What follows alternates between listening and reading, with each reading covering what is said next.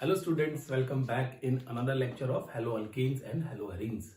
आज हम डिस्कस करेंगे बेटा फर्दर आगे से बढ़ेंगे। जो हम लास्ट लेक्चर में डिस्कस कर रहे थे कि हेलो एरिन्स की प्रिपरेशन क्या होती है, तो उससे आगे मूव करेंगे और मेथड्स देखेंगे कि किस तरीके से हम हेलो एरिन्स को प्रिपेयर कर सकते हैं। चलो फिर स्टार्ट करते हैं लेक्चर बेटा। Method of preparation of hello arenes बेटा, क्लियर है। अब देखो आज का जो टॉपिक है बेटा, सबसे पहले जो कवर करेंगे हम आज का topic, that will B side chain halogenation. Side chain halogenation मतलब साइड चेन सब्स्टिट्यूशन की बात करेंगे बेटा इसमें, क्लियर है कि साइड पे अगर बेंजीन रिंग पे हेलोजन ना अटैच करके अगर हम बेंजीन रिंग के साथ में जो कार्बन लगा हुआ है अगर उस पे हेलोजन अटैच करें तो क्या होगा। तो देखो बहुत मुश्किल नहीं है, सिर्फ आपको कंडीशन याद रखनी है, ठीक है। तो कंडीशन क्या होती है जनरली, अगर आप साइड चेन सब्स्टिट्यूशन करना चाहते हो या साइड चेन हेलोजिनेशन करना चाहते हो, तो कंडीशंस की बात करें तो यहाँ पे जो पहली कंडीशन होगी बेटा, सबसे पहले आपको हेलोजन कंसीडर करनी पड़ेगी। कोई भी हेलोजन का मॉलिक्यूल है that you have to consider. X2 मैंने लिख दिया बेटा यहाँ पे, Cl2, Br2, I2, जो भी हेलोजन का आप मॉलिक्यूल कंसीडर करना चाहें, लेकिन प्रेफरेबली हम कहते हैं ज्यादातर Cl2 और Br2 की बात की जाए तो बेस्ट रहता है बेटा। मैं आपको बोलता रहता हूं कि Cl2 और Br2 की बात करें तो बहुत अच्छी बात होती है, क्योंकि F2 और I2 के केस में कुछ एक्सेप्शनल केसेस आ जाते हैं। अब देखो बेटा सेकंड जो पॉइंट है वो इंपॉर्टेंट है। सनलाइट का होना बहुत जरूरी है।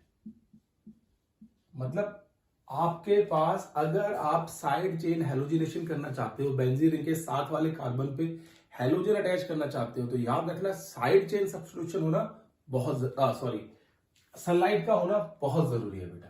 सनलाइट के साथ आपको थोड़ा सा हीट करना पड़ेगा प्रोडक्ट को, और हो सकता है जो हीट करना पड़े, टेम्परेचर देना पड़े बेटा, वो आपके पास 383 केल्विन, या ये वेरी करता है टेम्परेचर कि आप किस तरीके से हेलोजिनेशन कर रहे हो बेटा। 383 केल्विन का मतलब है अराउंड 110 डिग्री सेल्सियस के अबाउट इसको हीट करना पड़ेगा, तब जाके साइड चेन सब्स्टिट्यूशन पॉसिबल होगा बेटा, क्लियर है केस।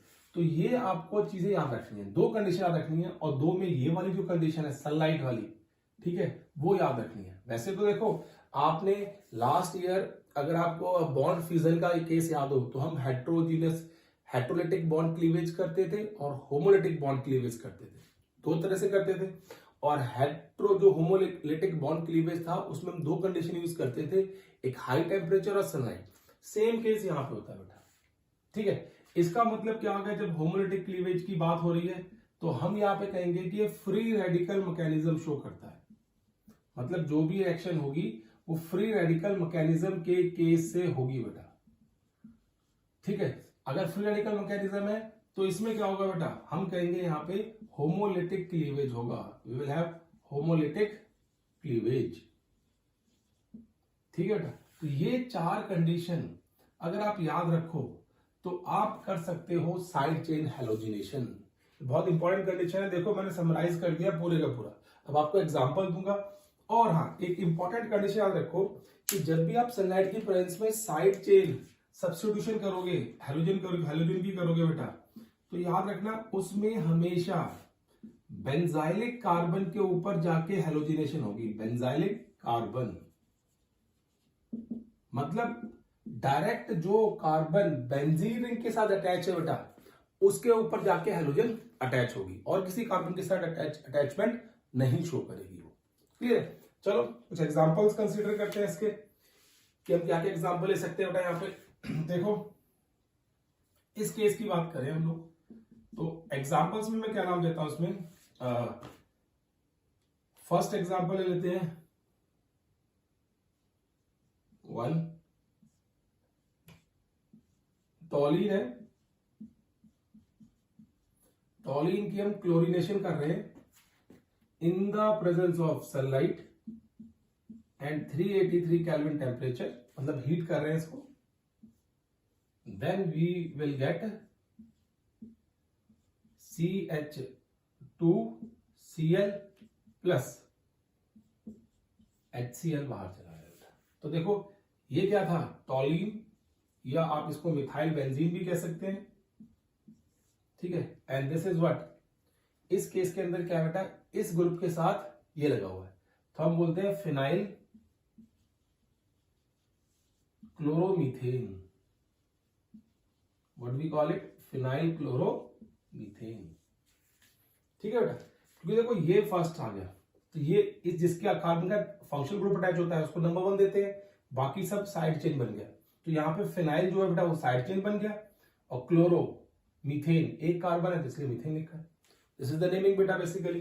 तो इस तरीके से हम नेमिंग करते हैं इसकी, ठीक है।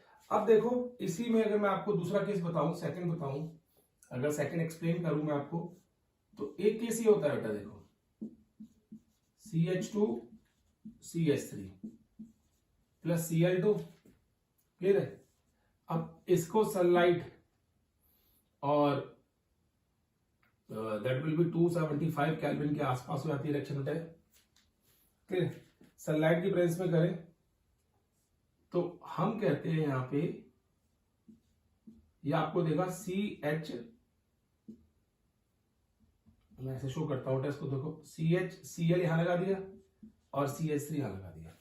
देखो मैं यही चीज शो करने की कोशिश कर रहा हूं कि जो बेंजाइलिक कार्बन है, this is a benzylic carbon, ठीक है, और इस बेंजाइलिक कार्बन के साथ ही हेलोजन अटैच होगा बेटा, ये देखो हेलोजन अटैच होगा ना, इस कार्बन के साथ हेलोजन अटैच नहीं होगा। ये आपको केस याद रखना है, क्योंकि कई बार कंपटीशन में प्रोडक्ट पूछते हैं, what will be the product of this particular action. तो बच्चे क्या करते हैं, साइड चेन सब्स्टिट्यूशन में जाके वो कई बार इसके ऊपर जाके अटैच कर देते हैं बेटा, लेकिन नहीं, इसके साथ अटैच होता है बेटा, इस पर्टिकुलर के साथ ये अटैचमेंट शो होती है। अब देखो साइड चेन सब्स्टिट्यूशन में मैंने आपको जनरल चीज बताई है, लेकिन इसमें एक स्पेशल रिएक्शन भी है। अब वो स्पेशल रिएक्शन क्या है, देखो थर्ड, वो है कि अगर आप टॉलीन को, if you consider toluene, if this toluene is react with sulfuryl chloride SO2Cl2, if this toluene is react with sulfuryl chloride in the presence of 475 Kelvin and sunlight beta, then you will get CH2Cl, आपको CH2Cl plus sulphur dioxide plus HCl मिल जाएगा, ठीक है। तो benzyl chloride मिल गया आपको, यहां से common naming क्या होती है इसकी और इसकी, दैट इज बेंजाइल क्लोराइड। तो ये मिल गया बेंजाइल क्लोराइड, ये कॉमन नेमिंग है, दिस इज कॉमन नेमिंग। तो ये भी एक मेथड है, मतलब सनलाइट और हाई टेम्परेचर देखो कंडीशन सेम है, बट हमने अटैकिंग स्पीसीज चेंज कर दी है। Instead of taking here halogen, you can also take sulphuryl chloride. ये थायरोइड क्लोराइड है बेटा, जैसे सल्फ्यूरल क्लोराइड है, ठीक है। तो याद रखना है कि सल्फ्यूरल क्लोराइड को भी आप कंसीडर कर सकते हो इस केस के अंदर बेटा, जो हम यहाँ पे डिस्कस कर रहे हैं, ठीक है बेटा, क्लियर है। तो ये हो गया आपके पास साइड चेन हैलोजिनेशन या अर अल्काइल की फॉर्मेशन किस तरीके से की जाती है, प्रिपरेशन ऑफ अर अल्काइल्स बेटा बोलते हैं, जो कि साइड पे जाके अटैचमेंट होती है हैलोजेंस की बेटा, क्लियर है केस। तो ये आगे आप नोट करो इसको जल्दी से, फिर हम आगे मेथड ऑफ प्रिपरेशन और डिस्कस करते हैं।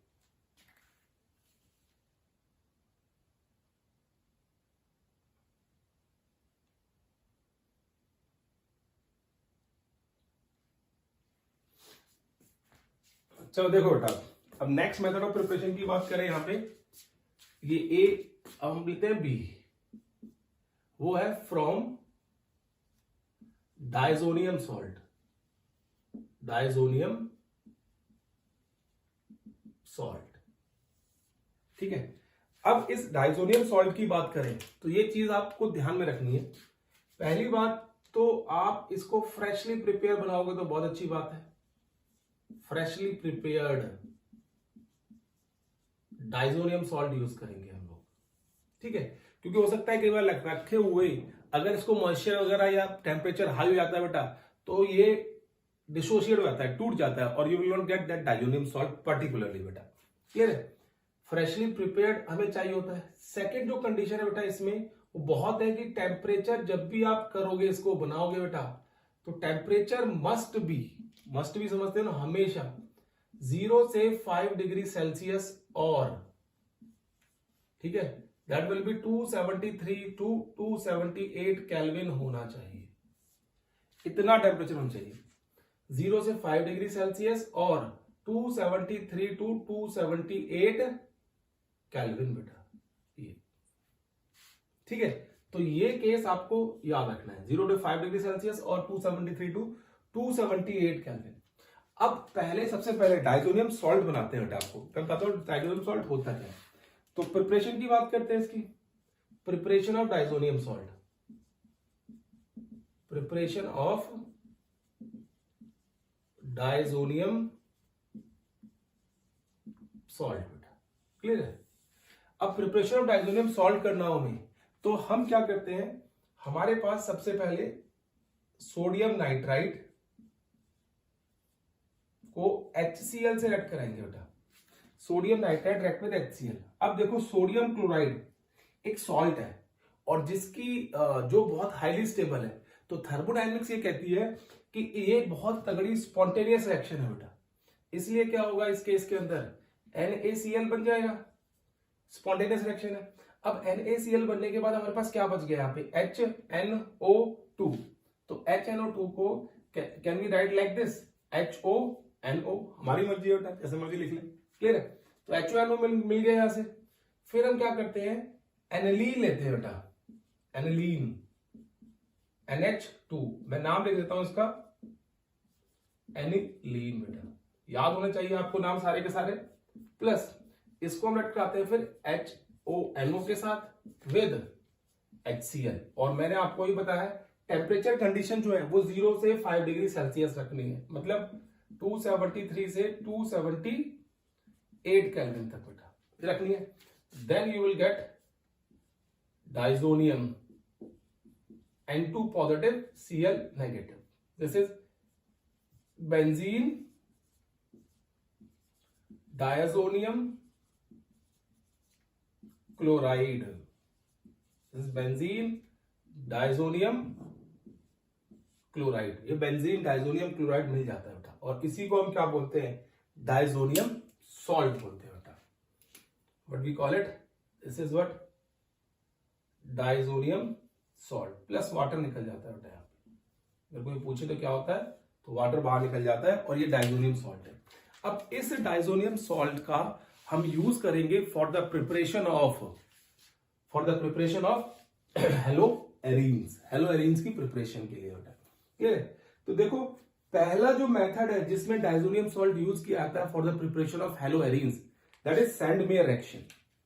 क्या रहा बेटा इसका, हम यहां पे बोलेंगे first is Sandmeyer reaction, Sandmeyer reaction, ठीक है बेटा। If talk about Sandmeyer reaction, तो बेसिक पॉइंट या इसके कुछ याद रखो। सैंडमेयर रिएक्शन में पहला केस डाइजोनियम सॉल्ट यूज किया जाता है बेटा, डाइजोनियम सॉल्ट।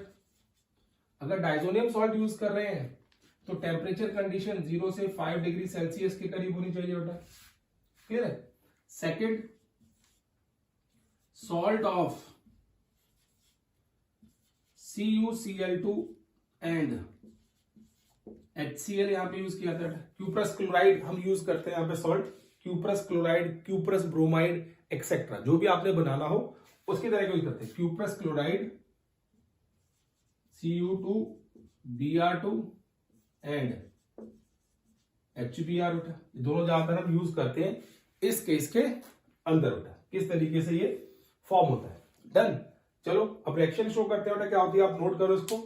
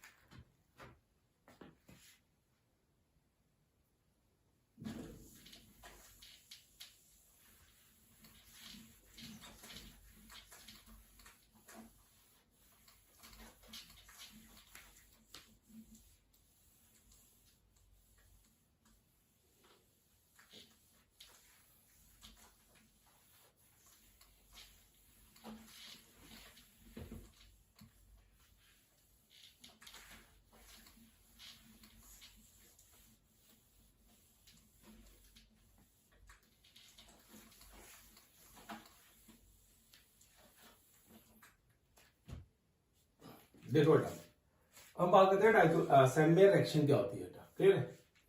अब सैंडमेयर रिएक्शन के अंदर मैंने आपको बता दिया कि बेसिक कंडीशंस क्या है, हम ये दोनों यूज करेंगे। अब देखो इसमें क्या करते हैं हम लोग, डाइजोनियम सॉल्ट लिया,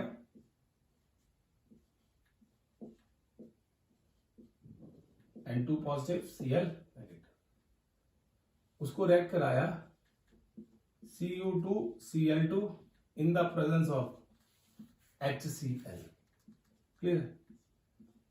then we will get chlorobenzene बेटा। क्या होगा वो, अगर आप इसको ऐसे ऐड कराओगे then you will get chlorobenzene plus nitrogen आपको बाहर मिल जाएगा बेटा, क्लियर है किस।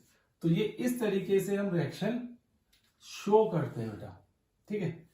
अब देखो ये रिएक्शन वैसे तो देखो आपके सिलेबस में मैकेनिज्म नहीं है, लेकिन फिर भी मैं मैकेनिज्म का थोड़ा सा केस आपको बता देता हूं ताकि थोड़ा सा आपको आइडिया लगे रिएक्शन होती कैसे है बेटा। मैकेनिज्म देखो, मैकेनिज्म बेटा मैं इसलिए बताता हूं ताकि आपको ये ना लगे कि हर चीज हवा में हो रही है, आपको ये ना लगे कि ये N2 और Cl कैसे निकल गया और यहाँ पे Cl कैसे बच गया, ठीक है। तो उन चीजों को समझाने की कोशिश करता हूं। तो मैकेनिज्म में देखो पहला स्टेप, बेंजीन जो है डाइजोनियम सॉल्ट जो है बेटा वो कुछ इस तरीके से होता है, इसके ऊपर पॉजिटिव चार्ज होता है, ठीक है, बॉन्ड है इसके बीच में, डन।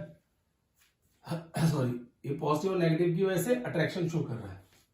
अब ये केस जो आया बेटा, इस डाइजोनियम सॉल्ट में सबसे पहले क्या केस होता है बेटा, यहां पे जो क्यूपरस क्लोराइड है वो फर्स्ट ऑक्सीडेशन स्टेट में मिलता है, मिलता है CuCl की फॉर्म में मिलता है, ठीक है बेटा। अब देखो ये एक और इलेक्ट्रॉन अपना क्या कर रहा है, रिमूव करेगा, कैसे देखो, ये Cu1 पॉजिटिव है, ये Cu2 पॉजिटिव में ज्यादा स्टेबल होता है, तो क्या करेगा, ये इसका क्लोरीन भी ले जाएगा बेटा, डन। तो इस केस में क्या होगा, पहले स्टेप में तो आपको बताया मैंने किस तरीके से केस हो रहा है बेटा। तो उसने क्या कर दिया, वो क्लोरीन ले गया और यहां पे क्या बच गया, triple bond N plus this is CuCl2, इसके ऊपर पॉजिटिव 2 ऑक्सीडेशन स्टेट आ गई बेटा। तो मतलब क्या है, यहां पे इस केस ने अपने आप को ऑक्सीडाइज कर लिया, तो इस केस के अंदर ये रिड्यूसिंग एजेंट की तरह काम कर रहा है, इसकी तरह रिड्यूसिंग एजेंट, कौन बेटा, कॉपर क्यूपरस क्लोराइड, और अपने आप को क्यूप्रिक क्लोराइड में कन्वर्ट कर दिया, ठीक है। अब सेकंड स्टेप में क्या होता है, देखो ये जो क्यूपरस क्लोराइड था और क्यूप्रिक क्लोराइड बन गया है यहां पे, उस केस में आपको सिखाता आया हूं बेटा कि नाइट्रोजन मॉलिक्यूल के बीच में 3 बॉन्ड है, ठीक है, वी हैव 3 बॉन्ड है नाइट्रोजन के मॉलिक्यूल के बीच में। तो ये जो है N2 जो है it's a good leaving group, और हमारे पास साथ में क्या है बेटा, Cu2 पॉजिटिव प्लस Cl2। जैसे ही N2 यहां से निकलेगा तो N2 को पॉजिटिव चार्ज है, वो इलेक्ट्रॉन लेके निकलेगा बेटा यहां से, और यहां पे कहीं स्लाइटली पॉजिटिव चार्ज नजर आना शुरू हो जाएगा।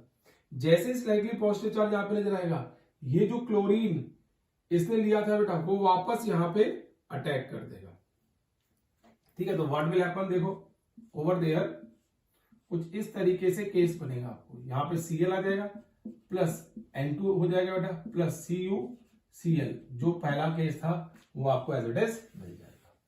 तो देखो इस तरीके से क्लोरोबेंजीन बनता है वहां पे बेटा। सैंडमेयर रिएक्शन ने इस तरीके से कुछ केस बताया, मैकेनिज्म बताया कि इस तरीके से होगा। अब देखो सेम रिएक्शन जो है, we can perform this reaction with bromine also. मैं लिख देता हूं रिएक्शन बी केस। अगर आप डाइजोनियम सॉल्ट को ब्रोमीन से ऐड कराते हो क्यूप्रस ब्रोमाइड के साथ in the presence of HBr, तो ब्रोमीन प्लस N2 का केस आएगा बेटा, नाइट्रोजन बनेगी, क्लियर, ब्रोमोबेंजीन। बट इसी में आपको एक चीज ध्यान रखनी है बेटा, क्लियर, क्या ध्यान रखना है इस केस के अंदर कि अगर आप डाइजोनियम सॉल्ट के साथ आइडोबेंजीन बनाना चाहते हो, if you want to prepare iodobenzene with this salt, ठीक है, तो सिर्फ आपको Ki के साथ इसको वार्म करना है, क्या करना है, you have to warm this compound with Ki, diazonium salt, and directly you will get iodobenzene plus KCl plus N2। Directly आपको बेटा आयोडोबेंजीन मिल जाएगी। और ये आयोडोबेंजीन बनाने का बेस्ट मेथड है। This is the best method for the preparation of iodobenzene. Best method बेटा, क्योंकि इस केस में क्यों लिख रहा हूं बेस्ट मेथड बेटा, देखो बीइंग अ केमिस्ट होने के कारण हम ये देखते हैं कि हमारे लिए कितना फायदा कर रहा है, मतलब रिएक्शन हमारे लिए कितनी सस्ती चल रही है बेटा। तो देखो डायजोनियम सॉल्ट तो हम हर एक में यूज कर रहे थे, वहां पे हमने महंगे महंगे सॉल्ट, मेटल सॉल्ट कंसीडर करने पड़ रहे थे, लेकिन यहाँ पे हमने KI कंसीडर किया, और KI को सिर्फ क्या किया, वार्म किया बेटा। वहां पे हमें बहुत सारी कंडीशन और लगानी पड़ रही थी। क्लियर है केस? तो इस तरीके से बेस्ट मेथड बन जाता है आयोडोबेंजीन की प्रिपरेशन का। अब देखो क्लोरो भी कर दिया, ब्रोमो भी कर दिया, आयोडो भी कर दिया। Now one reaction is left, that is for fluorobenzene. किस तरीके से बनाएंगे बेटा, अब मैं फ्लोरोबेंजीन का केस ऊपर शो करता हूं।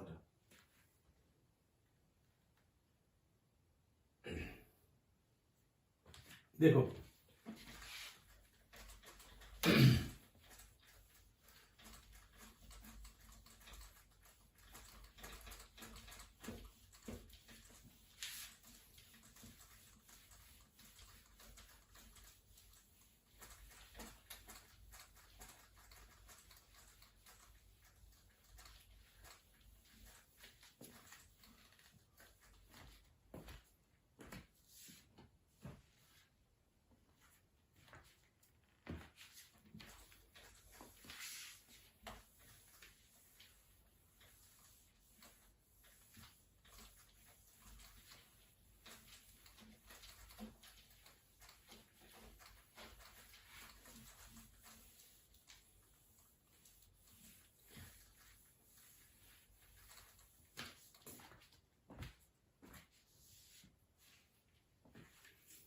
देखो बेटा, now talk about D, that is fluorobenzene.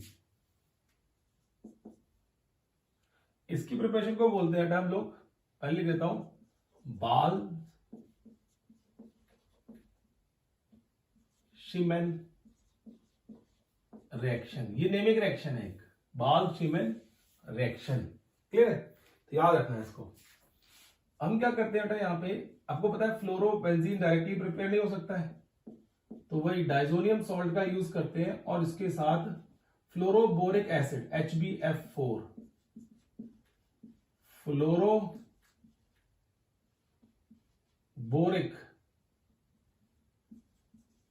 Acid use करते हैं।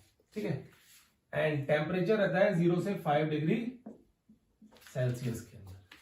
Then the complex compound you will get in this case, पहले कॉम्प्लेक्स कंपाउंड बनेगा क्या, N2 पॉजिटिव BF4 नेगेटिव। ठीक है ना, फ्लोरोबोरेट बनता है, डायजोनियम फ्लोरोबोरेट बोलते हैं इसको। Is a complex compound, this compound is form for fraction of second, and then upon heating, अगर आप इसको हीट करो, थोड़ी देर के लिए बनता है, हाईली अनस्टेबल है बेटा, थोड़ा सा हीट कर दोगे इस कंपाउंड को, then you will get fluorobenzene plus BF3 plus N2। तो इस तरीके से फ्लोरोबेंजीन की प्रिपरेशन की जाती है विद द हेल्प ऑफ बाल शिमन रिएक्शन। तो ये प्रिपरेशन थी बेटा जो हम कर रहे थे किसके साथ, डाइजोनियम सॉल्ट के साथ, कि डाइजोनियम सॉल्ट की हेल्प से हम किस तरीके से अराइल हैलाइड्स प्रिपेयर करेंगे। तो ये मेथड्स ऑफ प्रिपरेशन है बेटा जो हम डिस्कस कर रहे थे यहाँ पे। ठीक है, अब देखो नेक्स्ट बात करते हैं इसी में। अब डाइजोनियम सॉल्ट से बात नहीं करेंगे, हम दूसरी बात करेंगे बेटा। अब नेक्स्ट देखो इस केस के अंदर, from silver salt of benzoic acid,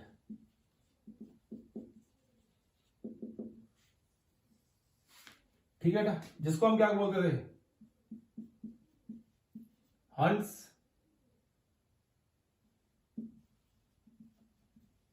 decker reaction, हंस डेकर बोरोडीन हंस डेकर रिएक्शन से आप बोलते थे, वही रिएक्शन है बेटा। अब देखो इसमें क्या करते हैं, सिल्वर लेते हैं बेटा silver salt of benzoic acid, इसको रिएक्ट आते हैं Br2 के साथ in the presence of CCl4 and reflux करते हैं। रिफ्लक्स एक ऐसा इंस्ट्रूमेंट होता है बेटा जिसमें हम क्या करते हैं, ऐसा अपरेटस है जिसमें हम क्या करते हैं, जब बॉईल करते रहते हैं ना चीजों को, तो वो चीजें वहीं पे कंडेंस होती है और वापस उसी बॉयलर में गिर जाती है। मतलब अगर आप चेक करना चाहोगे बेटा तो कुछ इस तरीके से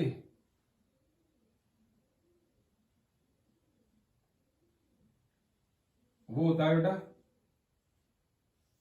और नीचे राउंड बॉटम फ्लास्क होती है, और ऊपर हम लगा देते हैं बेटा इसके अंदर मरकरी डाल देते हैं इसमें, बट वी ऐड मरकरी। तो जैसे ही बेटा यहाँ पे इसको हीट करते हैं नीचे रख के बेटा किसी चीज में, ठीक है, और जैसे हम यहाँ इसको बॉईल करते हैं, टेम्परेचर सेट करते हैं, टेम्परेचर नॉब होती है इसमें कितने टेम्परेचर पे आपको उसको बॉईल करना है, तो क्या होता है वेपर्स जो बनते हैं बेटा इसके ऊपर जाते हैं, तो धीरे धीरे यहाँ पे वाटर फ्लो कर रहा होता है, धीरे धीरे कंडेंस करके वो नीचे आ जाते हैं, ऊपर जाएंगे नीचे आएंगे। तो ये एक रिफ्लेक्सिंग होती है कि आप इसी को इसके अंदर बॉईल करते रहो एक पर्टिकुलर टेम्परेचर पे, और वो वेपर्स ऊपर जाए, उनकी एनर्जी कम हो जाए, वो साथ में मर्ज कर जाए और कंडेंस होके नीचे आ जाए यहीं पे बेटा, तो इसको बोलते हैं रिफ्लेक्सिंग करना। क्लियर है? अब जब इसको इससे रेक्ट कराओगे आप, तो as you know will get bromobenzene plus carbon dioxide plus AgBr, bromobenzene plus carbon dioxide plus AgBr। तो इस तरीके से with the help of Hunsdiecker reaction हम क्या कर सकते हैं, ब्रोमोबेंजीन को प्रिपेयर कर सकते हैं बेटा। ठीक है, अब देखो नेक्स्ट रिएक्शन है और जो लास्ट रिएक्शन है for the preparation of haloarenes, that is Raschig process. Raschig process बेटा, ठीक है। रास्टिग प्रोसेस क्या होती है, देखो ये रास्टिग प्रोसेस और बाल-शिमन रिएक्शन ये CBSE बोर्ड में क्वेश्चंस पूछे गए हैं, डायरेक्टली लिखते हैं right a short note on the process. तो आपको शॉर्ट नोट के लिए आपको कंडीशन बतानी पड़ती है and then finally you have to write this reaction बेटा। क्लियर है? अब रास्टिग प्रोसेस में क्या करते हैं हम लोग, बेंजीन लेते हैं देखो प्लस HCl लेते हैं प्लस O2 लेते हैं, इन सबको क्या करते हैं गैसियस फॉर्म में ले आते हैं। ठीक है, और जब गैसियस फॉर्म में लाते हैं तो क्यूप्रस क्लोराइड और क्यूप्रिक क्लोराइड CuCl2 के ऊपर से इसको पास करवा देते हैं। ये क्या होता है, CuCl2 को हीट कर रहे होते हैं हाई टेम्परेचर पे, और ये सारे रिएक्शन मिक्सचर को क्या करते हैं बेटा, इस CuCl2 के ऊपर से पास करवाते हैं। जैसे ही आप CuCl2 के ऊपर से पास करवाओगे इसको, यू विल गेट क्लोरोबेंजीन, आपको वहां पे क्लोरोबेंजीन प्लस वाटर मिल जाता है, क्लोरोबेंजीन प्लस वाटर आपको मिलता है बेटा इस केस में। ठीक है, ये जो प्रिपरेशन है बेटा ये बहुत इजी प्रिपरेशन है, इसीलिए और बहुत सस्ती है, इसीलिए इसको कॉमर्शियली यूज किया जाता है। कॉमर्शियल प्रिपरेशन है। अगर आपसे कोई पूछता है कि क्लोरोबेंजीन की कॉमर्शियल प्रिपरेशन क्या है, तो आप रास्टिग प्रोसेस को लिखोगे, you will have to write this Raschig process over there, कि कॉमर्शियली जो क्लोरोबेंजीन है वो रास्टिग प्रोसेस की हेल्प से प्रिपेयर की जाती है बेटा। Clear case? तो ये भी याद रखना है बेटा। अब देखो एक और चीज आपको यहाँ पे हम याद कराता बेटा, यहाँ पे हम सैंडवेयर रिएक्शन का यूज कर रहे थे जैसे मैंने आपको बताया था। तो सैंडवेयर रिएक्शन के अंदर हम CuCl2 क्यूप्रस क्लोराइड का यूज कर रहे थे। ठीक है, तो एक साइंटिस्ट और था, उसने इस क्यूप्रस क्लोराइड को मेटल से रिप्लेस कर दिया था। And what was the name of that scientist, वो हम देखते हैं बेटा, आप ये नोट करो।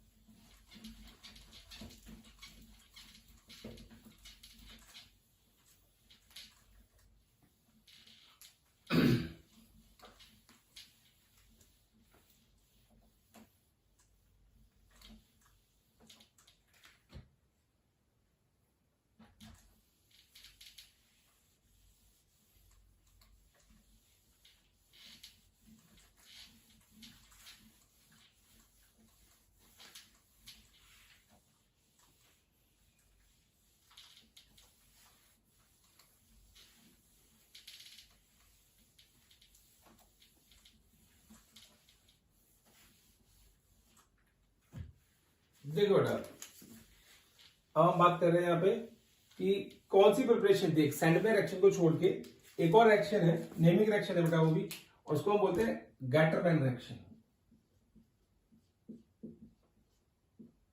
गैटरमैन रिएक्शन, ठीक है। अब देखो, जो गैटरमैन रिएक्शन होती है बेटा, उसमें हम सिंपली डाइजोनियम सॉल्ट यूज करते हैं, डाइजोनियम सॉल्ट, ठीक है बेटा। और उसके साथ यूज करते हैं copper metal, copper metal use करते हैं, ना कि कॉपर मेटल का सॉल्ट। बाकी सब प्रोसेस सेम है बेटा। HCl यूज करो आप, HBr यूज करो, रिस्पेक्टिव क्या बनाना चाहते हो बेटा, ठीक है। तो देखो कैसे होता है केस। यहां पे हमने क्या कर लिया, N2 positive Cl negative plus इसको कॉपर या HCl के साथ हीट किया थोड़ा सा बेटा, हल्का सा, डाइजोनियम सॉल्ट है, चलो ना करो इसको हीट, ना लिखो बेटा। Get chlorobenzene plus nitrogen. Metal के साथ अगर रिएक्ट करा रहे हो इसको तो ये गैटरमैन रिएक्शन है, अगर मेटल का सॉल्ट ले रहे हो तो सैंडबैग रिएक्शन है। This is the difference between the two बेटा। ये थोड़ी चीप रिएक्शन है। मेटल जो होते हैं बेटा वो थोड़े सस्ते आते हैं as compare to metal salts, इसीलिए हम क्या करते हैं बेटा यहाँ पे मेटल का यूज करते हैं। तो गैटरमैन ने क्या किया था, कुछ नया काम नहीं किया था, इसने रिएक्शन की जो कॉस्ट थी बेटा उसको कम कर दिया था। और केमिस्ट्री में चलता है बेटा, अगर आपकी ऐसा कोई कंपाउंड है जो पहले बन चुका है और आप उसको दोबारा से बना रहे हो, लेकिन उसकी कॉस्ट कटिंग कर दिया आपने, कॉस्ट को कम कर दिया है, तो वो मेथड भी एप्लीकेबल होगा और आपकी रिसर्च अप्रूव की जाएगी बेटा। Clear case? तो याद रखना है। तो गैटरमैन रिएक्शन का केस भी इस तरीके से हम शो करते हैं। जल्दी थोड़ा से नोट करो। फिर हम क्या करते हैं, यहाँ पे सारी की सारी प्रिपरेशन जो है हेलो अल्केन और हेलो एरीन की खत्म होगी, हम उससे आगे बढ़ेंगे। पहले आप ये नोट करो जल्दी से बेटा।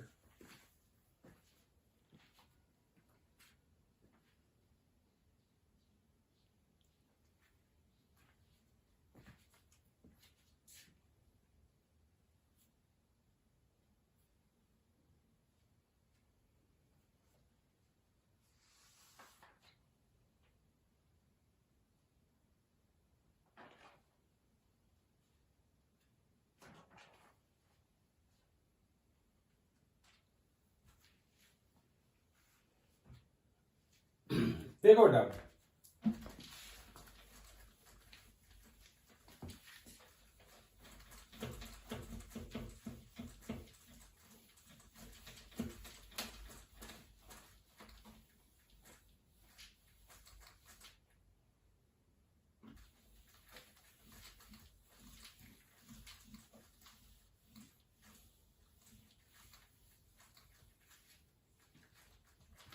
ये मेथड ऑफ प्रिपरेशन खत्म हो गया।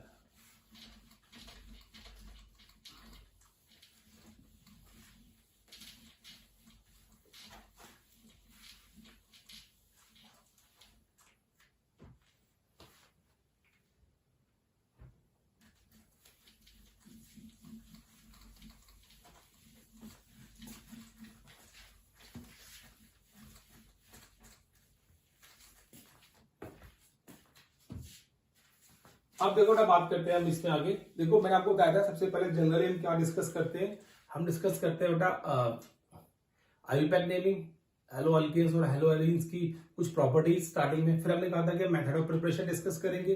दोनों की मेथड ऑफ प्रिपरेशन खत्म हो चुकी है। Now will discuss the physical properties of haloalkanes and haloarenes. Physical properties of haloalkanes discuss करते हैं पहले। क्या होती है बेटा, याद रखना फिजिकल प्रॉपर्टीज भी ऑर्गेनिक केमिस्ट्री के अंदर काफी इंपॉर्टेंट होती हैं, क्योंकि कई बार क्वेश्चन जो होता है वो काफी कुछ मिक्स होके आता है बेटा। क्लियर है? तो उस केस में आपको फिजिकल प्रॉपर्टीज पता है तो आपको हो सकता है फायदा हो बेटा बहुत सारा। ठीक है, तो पहला देखो फिजिकल स्टेट। फर्स्ट पॉइंट आता है इसमें physical state.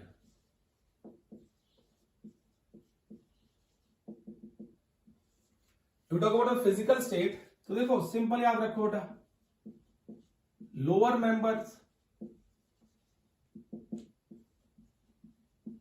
Gaseous state, intermediate members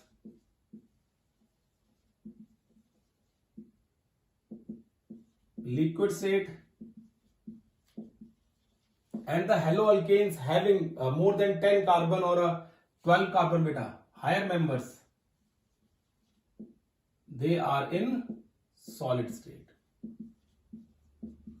तो हेलोअल्केन्स आपको तीनों स्टेट में मिल जाते हैं, गैसियस स्टेट में, लिक्विड स्टेट में और सॉलिड स्टेट में। डिपेंड करता है कि इंटरमोलिकुलर फोर्स ऑफ अट्रैक्शन कितनी है। अगर लोअर मेंबर होंगे इसमें एक कार्बन या दो कार्बन होगा तो उसमें इंटरमोलिकुलर फोर्स ऑफ अट्रैक्शन मतलब वंडरवाल फोर्स ऑफ अट्रैक्शन काफी कम होगी, इसलिए वो गैसियस स्टेट में एग्जिस्ट करते बेटा। और जो इंटरमीडिएट होंगे जिसमें 2 से 3 या 4 या 5 से ज्यादा कार्बन होंगे बेटा और 10 या 12 तक कार्बन होंगे, वो लिक्विड स्टेट में एग्जिस्ट करेंगे। अगर आप ज्यादा हायर मेंबर्स को देखोगे जिसमें 12 से 15, 16, 20 ऐसे कार्बन होंगे बेटा, तो वो सॉलिड स्टेट में एग्जिस्ट करते हैं, बिकॉज वहां पे वंडरवाल फोर्स ऑफ अट्रैक्शन काफी हाई होती है, मॉलिक्यूलर मास भी काफी हाई होता है, उसकी वजह से वो सॉलिड स्टेट में एग्जिस्ट करते हैं बेटा। क्लियर है केस? तो फिजिकल स्टेट की बात की हमने, तो इस तरीके से मेंशन करेंगे। सेकंड देखो बेटा इसकी smell, they are sweet smelling compounds. Generally haloalkanes and haloarenes क्या होते हैं बेटा? स्वीट स्मेलिंग कंपाउंड्स होते हैं, उनके अंदर से बहुत अच्छी सी फ्रेग्रेंस आती है। क्लियर है? याद रखना बेटा आपको। थर्ड कलर, कलर की बात करें बेटा, lower member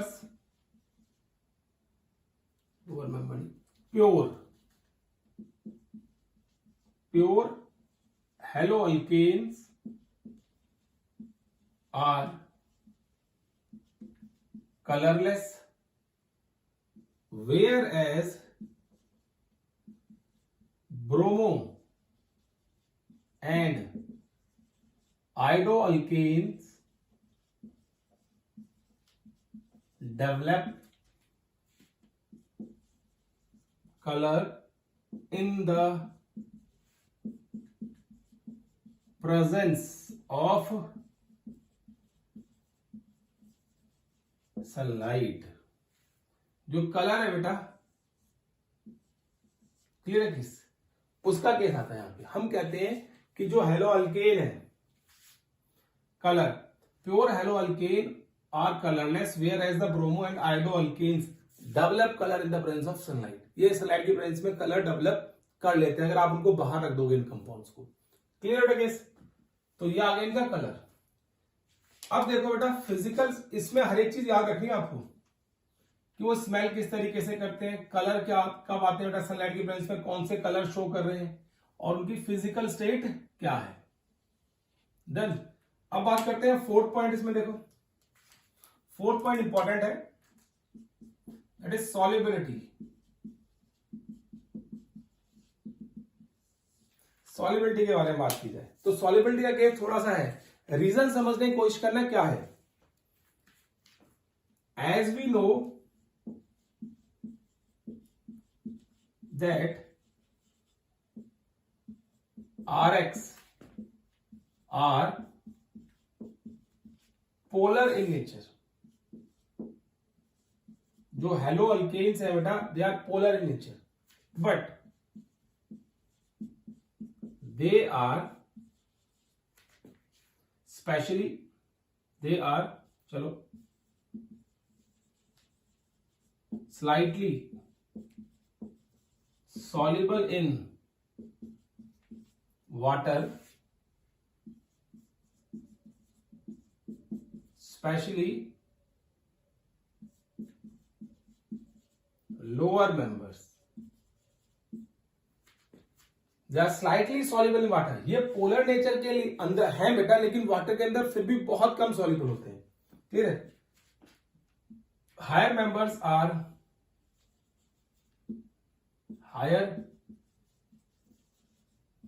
are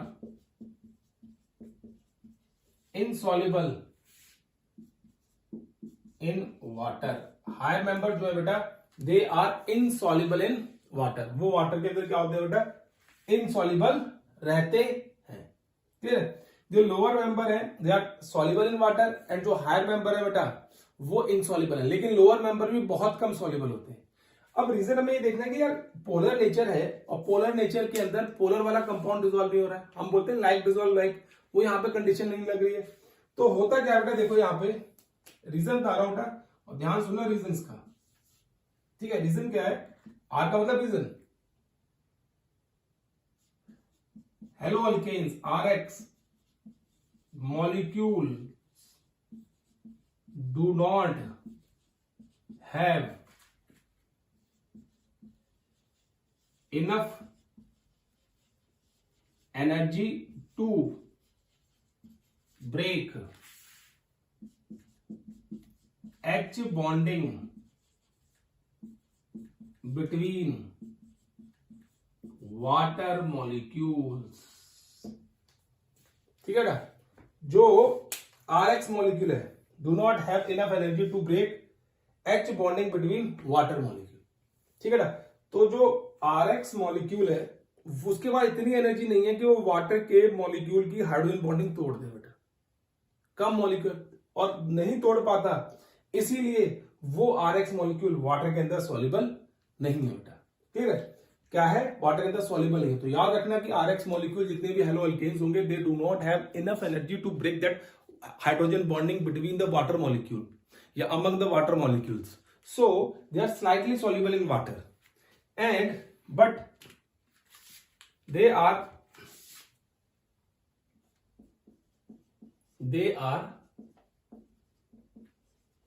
highly soluble in organic solvents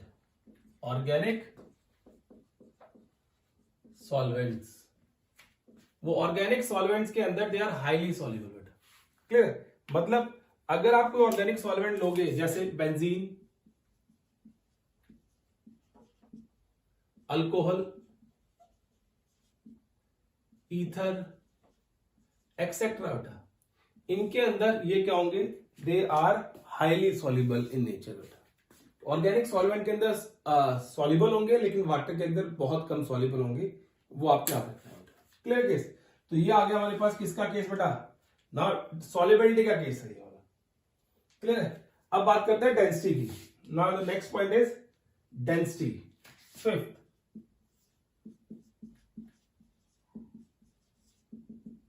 density, ठीक है, इफ टॉक अबाउट डेंसिटी, तो डेंसिटी में हम बात करेंगे, देखो ना यहाँ पे डेंसिटी होती क्या है, density is equal to mass upon volume. बस ये फॉर्मूला याद रखो बेटा और इसी के बेस पे सारा कुछ आप शो कर सकते हो, मुझे कुछ कहने की जरूरत नहीं होगी। देखो कैसे, मैं आपको 2-3 ट्रेंड बताता हूं और वो ट्रेंड आपको पता चल जाएंगे।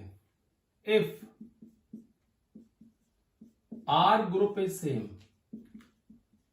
अगर अल्काइल ग्रुप सेम है तो क्या होगा बेटा, सबसे ज्यादा डेंसिटी होगी Ri की, फिर RBr की, फिर RCl की, फिर Rf की। देखो मास सबसे ज्यादा, ये R ग्रुप तो सेम है, फिर इन सब में से मास सबसे ज्यादा किसका है, आयोडीन का, उससे कम ब्रोमीन का, उससे कम क्लोरीन का और उससे कम फ्लोरीन का। तो जिस तरीके से मास कम होता जाएगा डेंसिटी भी कम होती चली जाती है बेटा। If R group is same बेटा, ठीक है, इफ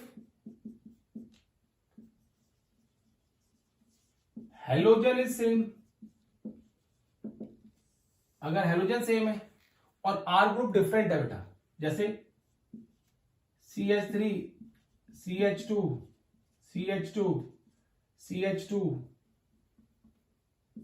Cl, इसकी डेंसिटी ज्यादा होगी बेटा, CH3 CH2 CH2 Cl उसकी कम होगी, CH3 CH2 Cl उसकी और कम होगी एंड सबसे कम होगी CH3 Cl की। ठीक है ना, तो 4 3 2 1 इस तरीके से आएगी।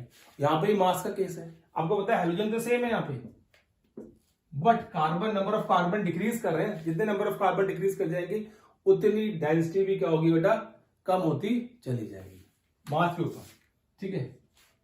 If R is same but halogens increased, अगर R सेम है और हेलोजन इंक्रीज कर रहे हैं तो मतलब जैसे CH3 CH2 Cl, ठीक है ना, इसकी कम होगी।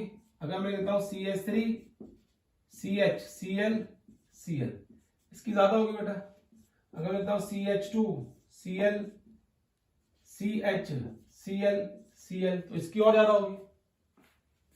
सॉरी, ये ऐसे लगेगा क्योंकि बेटा देखो जितने नंबर ऑफ क्लोरीन एटम्स बढ़ते चले जाएंगे वहां पे उतना मॉलिक्यूलर मास भी तो बढ़ेगा, और जितना मॉलिक्यूलर मास बढ़ेगा उतनी डेंसिटी भी इंक्रीज होती चली जाती है बेटा। तो ये भी आपको याद रखना है किस तरीके से जितना मॉलिक्यूलर मास बढ़ेगा उतनी डेंसिटी बढ़ती चली जाएगी। सिर्फ आप ये फॉर्मूला याद रखना और उस फॉर्मूले के बेस पे आपको कोई भी ट्रेंड आए आप उस ट्रेंड को एक्सप्लेन कर सकते हैं, बस उनका मास चेक कर लेना एक बार, ठीक है बेटा। चलो नोट करो जल्दी से।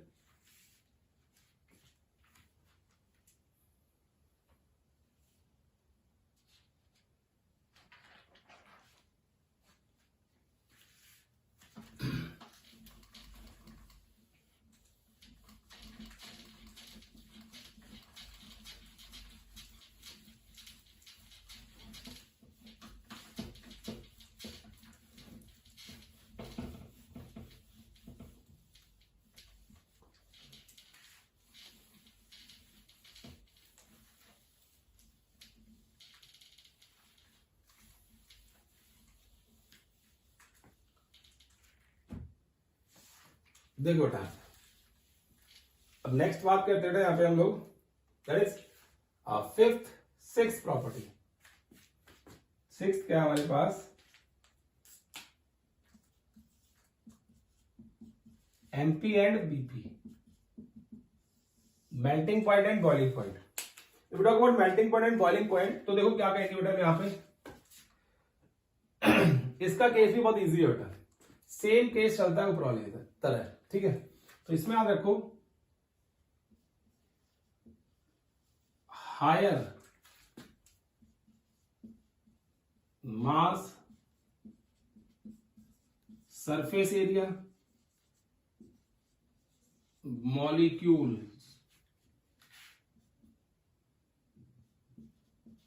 Have higher MP and BP.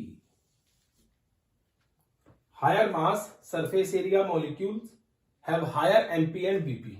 जितना ज्यादा मास होगा बेटा और जितना सरफेस एरिया ज्यादा होगा उतना boiling point and melting point ज्यादा होगा। इस बात को याद रख लो बेटा, फिर आप गलती नहीं करोगे। क्लियर है? अब एग्जांपल देता हूं, देखो बेटा इसके भी। सपोज करो आपसे कोई पूछता है if R is same, alkyl group same है बेटा, तो सबसे ज्यादा मेल्टिंग एंड बॉइलिंग पॉइंट किसका होगा, RI का, RBr का, RCl का और RF का। तो आप क्या बोल के आओगे, RI का बेटा। क्यों बोलोगे अल्काइल आयोडो अल्केन का बेटा, because it has a higher mass, और जितना मास ज्यादा होगा उतनी वंडरवाल फोर्स ऑफ अट्रैक्शन ज्यादा होगी, और जितनी वंडरवाल फोर्स ऑफ अट्रैक्शन ज्यादा होगी उतना उसका मेल्टिंग और बॉइलिंग पॉइंट ज्यादा होता है बेटा। क्लियर है? Second, if number of carbon increased but halogen is same, number of carbon increase कर रहे हैं और हेलोजन क्या बेटा सेम है, तो इसमें हम क्या कहेंगे, देखो CH3Cl है उसका सबसे कम होगा, फिर CH2Cl है उसका ज्यादा होगा बेटा, फिर CH3CH2CH2Cl इसका सबसे ज्यादा होगा। तो ये केस है बेटा जहां पे क्या होगा, if number of carbon increase but halogen is same, क्योंकि नंबर ऑफ कार्बन बढ़ रहे हैं तो मास बढ़ रहा है, और जितना मास बढ़ रहा है उतना सरफेस एरिया भी बढ़ रहा है, जितना सरफेस एरिया बढ़ रहा है बेटा उतना क्या हो रहा है, मेल्टिंग पॉइंट और बॉइलिंग पॉइंट इंक्रीज करेगा बेटा। क्लियर है? नेक्स्ट देखो बेटा, if number of halogens increased, अगर नंबर ऑफ हेलोजन इंक्रीज करती है तो जैसे CH3 CH2 Cl, ठीक है ना, कम होगा CH3 CH Cl Cl, ज्यादा होगा CH2 Cl Cl H and Cl, और ज्यादा होगा बेटा। जितनी नंबर ऑफ हेलोजेंस बढ़ेंगी उतना मॉलिक्यूलर मास और सरफेस एरिया भी बढ़ता चला जाएगा। जितना बढ़ेगा बेटा उतना क्या होगा, हमारे पास मेल्टिंग पॉइंट और बॉइलिंग पॉइंट दोनों बढ़ते चले जाते हैं बेटा। इसमें इन चीजों के ऊपर तो बहुत कम क्वेश्चन आता है बेटा, लेकिन एक क्वेश्चन बहुत फेमस आता है इसमें, वो ध्यान से सुनो बेटा। वो आता है आइसोमर के ऊपर, मेल्टिंग और बॉइलिंग पॉइंट का आइसोमर, ठीक है। आइसोमर मतलब क्वेश्चन ये आता है, देखो CH3 CH2 CH2 CH2 CH2 Cl, ये N 1 2 3 4 5 N पेंटाइल क्लोराइड है, ठीक है बेटा, N पेंटाइल क्लोराइड। दूसरा बेटा हमारे पास CH3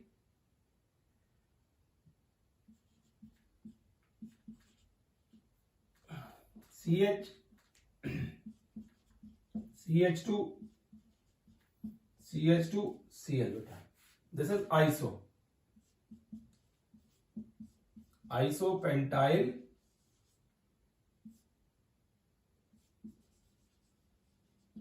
क्लोराइड है बेटा, ठीक है। Iso n pentyl chloride, isopentyl chloride. अब तीसरा देखो बेटा,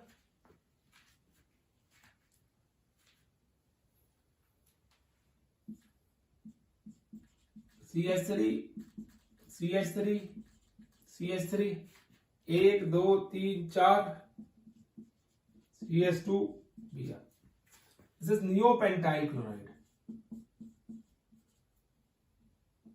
Cl, नियोपेंटाइल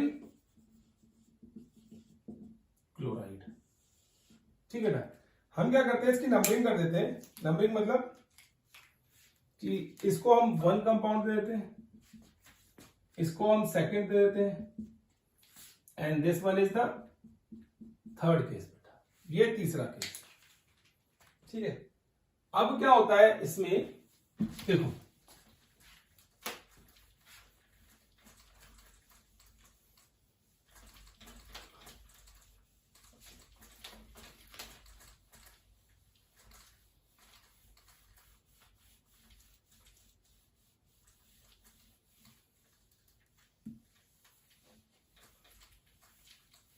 देखो बेटा,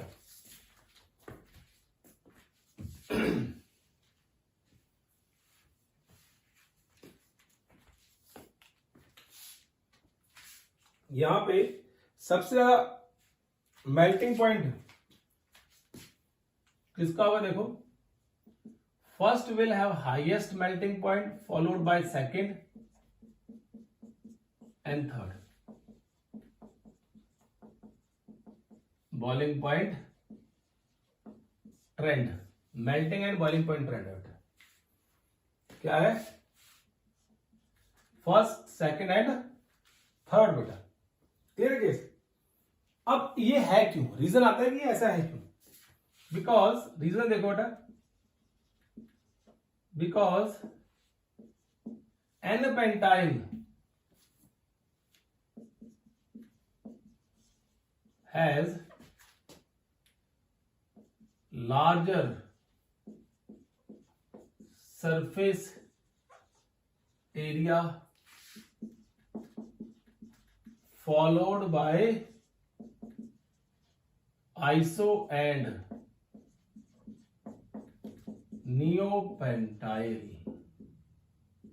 followed by iso and neopentyl। इस केस में बेटा जो ये एन पेंटाइल है, इसका सरफेस एरिया काफी ज्यादा हो जाता है, और due to that higher surface area इसकी वंडरवॉल फोर्स ऑफ अट्रैक्शन काफी हाई होगी, और जितना आप ब्रांचिंग में जाओगे बेटा सरफेस एरिया कम होता चला जाता है। देखो ये इतना है बेटा, ये सिर्फ इतना ही है। अब ऐसे कर, और ये देखो फिर ये थोड़ा सा बड़ा है इससे, तो ये देखो सबसे बड़ा ये है सरफेस एरिया, फिर उससे कम ये, और उससे कम ये, दिख भी रहा है बेटा। वैसे जितना सरफेस एरिया ज्यादा होगा, मैंने आपको पहले बताया था, जितना सरफेस एरिया ज्यादा होगा उतना melting point and boiling point ज्यादा होगा, और जितना सरफेस एरिया कम होगा उतना मेल्टिंग पॉइंट और बॉइलिंग पॉइंट भी कम हो जाता है बेटा। क्लियर है केस? चलो अब नेक्स्ट देखते हैं बेटा प्रॉपर्टी। अभी हमने पढ़ी थी melting point and boiling point. अब उसके बाद next that is inflammable nature.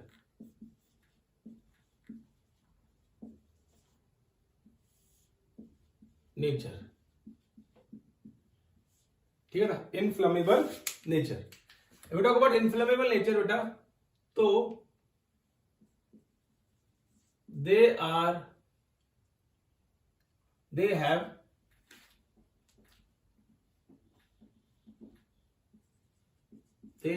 very low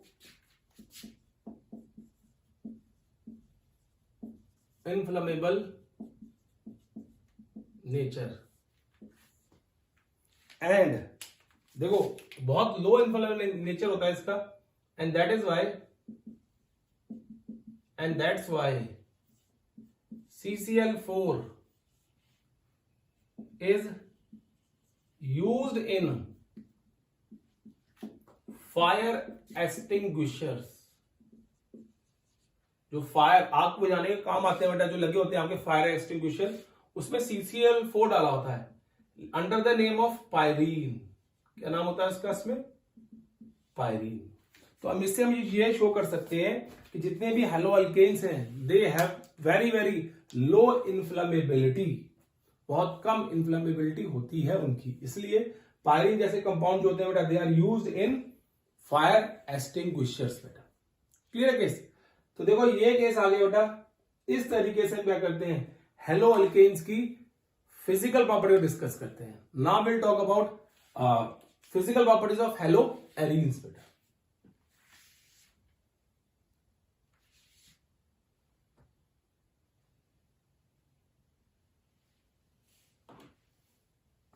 देखो बेटा अब बात करते हैं हेलो एरीन्स की।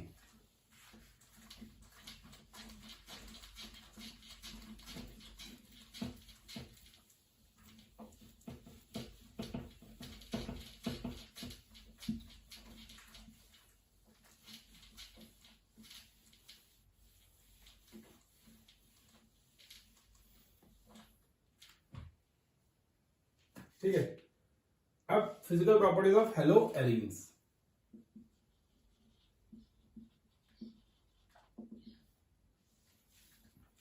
Physical property of hello arenes की बात करें देखो, तो इस पे पहला पॉइंट आएगा बेटा, first they exist in liquid and solid crystalline form.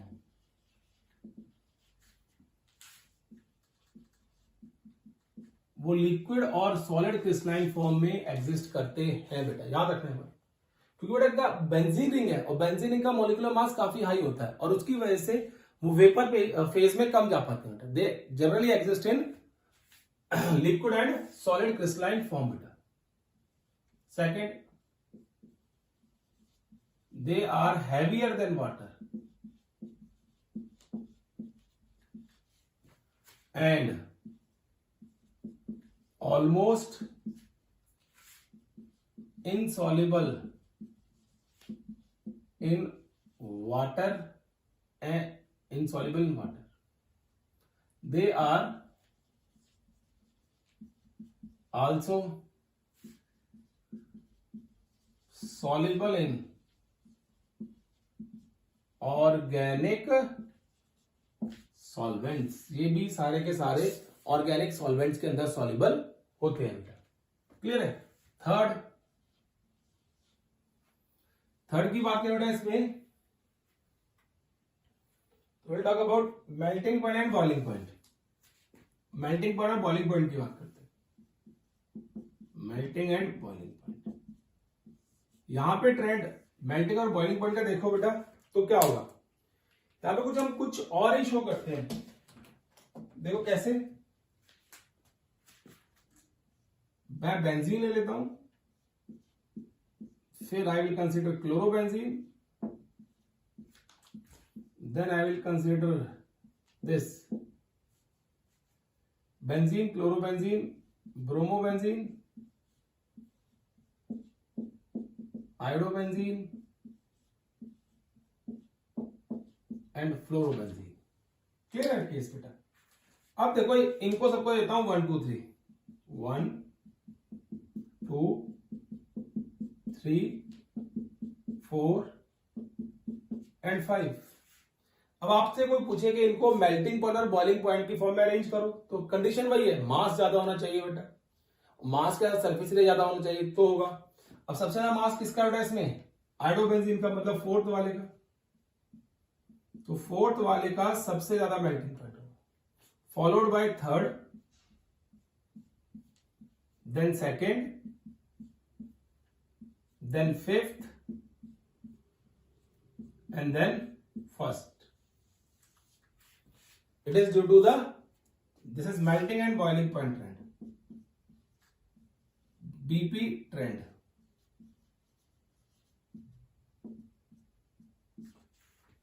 ठीक है ना? क्लियर है केस? तो ये ट्रेंड होता है और जिसको हम शो करते हैं 1 2 3 4 5 इस तरीके शो किया था, ये ट्रेंड है बेटा। ठीक है, रीजन वही है कि हायर मास है इस करके ये होता है बेटा। अब देखो दूसरा केस में अगर कहीं ये मिल जाए केस आपको,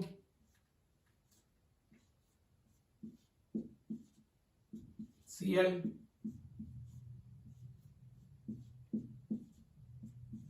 Cl Cl बेटा, तो इसको भी नंबरिंग कर देते हैं हम लोग, 1 2 3। ये ऑर्थो है, ये मेटा है और ये पैरा है बेटा। क्लियर है? तो अब इसका ट्रेंड क्या होगा देखो, थर्ड पैरा वाले का सबसे ज्यादा होगा ड्यू टू सिमेट्री बेटा, मेल्टिंग पॉइंट या बॉइलिंग पॉइंट दोनों इसके ज्यादा होंगे बेटा, it is due to symmetry.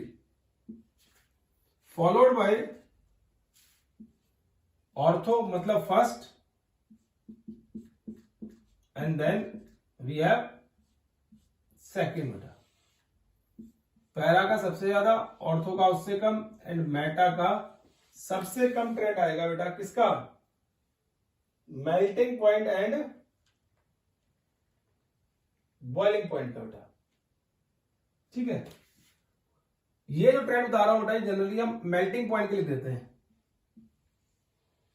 This trend is for melting point. Para वाले का सबसे ज्यादा, फिर ऑर्थो वाले का उससे कम और सबसे कम मेटा वाले का बेटा। क्लियर है केस? लेकिन अगर बॉइलिंग पॉइंट की बात करें, टॉक अबाउट बॉइलिंग पॉइंट, तो यहां पे कुछ चेंज हो जाएगा because of the dipole movement. मैंने आपको बताया था बॉइलिंग पॉइंट जो है वो फोर्सेस का रिलेटेड होता है मेल्टिंग पॉइंट सिमेट्री के साथ।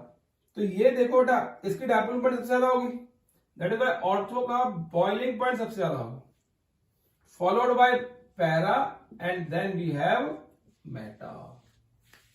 ये केस आएगा। तो ये एक्सेप्शन केस है, कुछ अलग से ट्रेंड है, इसलिए आप याद रखना मेल्टिंग और बॉइलिंग पॉइंट का ट्रेंड, जबकि हेलो अल्केन्स में ऐसा कुछ डिस्कस नहीं किया था हम लोगों ने। क्लियर है केस? तो ये देखो ये फिजिकल प्रॉपर्टीज के बारे में डिस्कस करते हैं किसकी? हेलो अल्केन्स और हेलो एरीन्स। अब जो हमारा नेक्स्ट लेक्चर रहेगा बेटा, that next lecture is purely based on chemical properties of haloalkanes and haloarenes. Till then take care and bye bye बेटा।